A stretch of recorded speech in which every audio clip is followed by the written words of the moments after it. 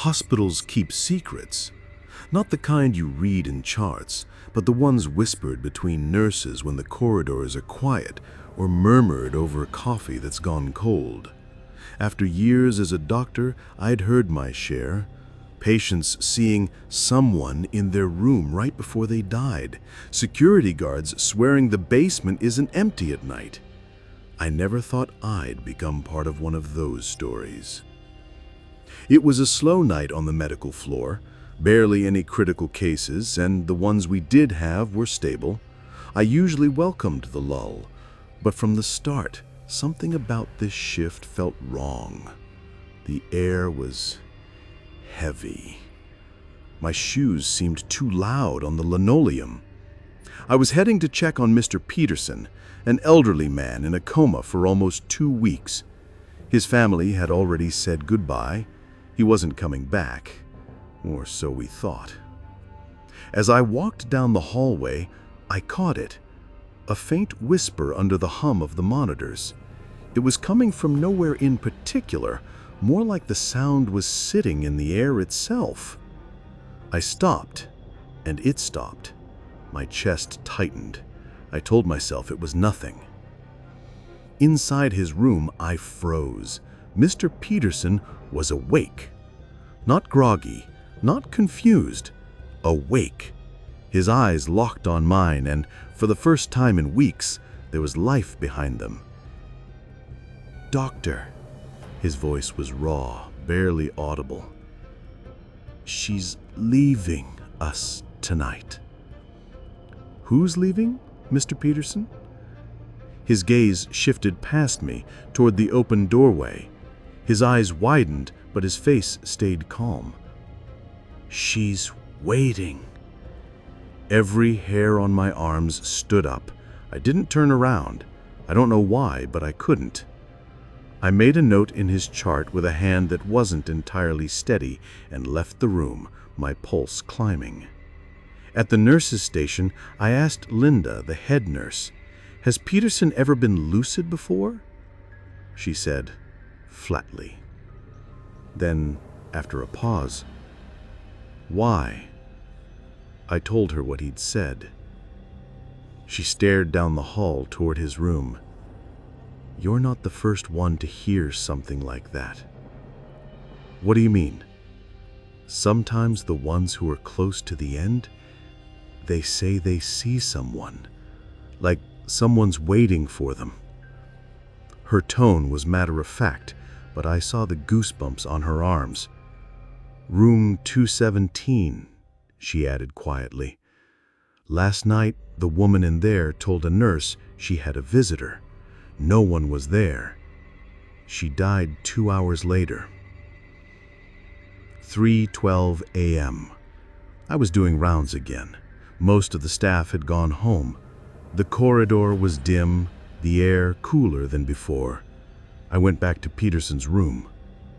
He was sitting up, awake. A nurse was adjusting his IV like this was perfectly normal. "Awake and feeling pretty good, Doc," he said with a faint smile. "Do you remember talking to me earlier about someone leaving?" He looked blank. "No, I don't remember anything." 4 hours later, a woman in the room next to his died. I couldn't stop thinking about the timing. My own turn came 2 weeks later. I was admitted for a minor surgery. My room was at the end of a long hallway, far from the nurse's station. Peaceful at first, until the second night. The footsteps started at 3:07 a.m., slow, dragging, pausing between each step. They stopped outside my door. No knock, no sound, just waiting. Then a shadow appeared under the door, a human outline, but too still. My heart hammered. I couldn't move. After a long moment, it slid away.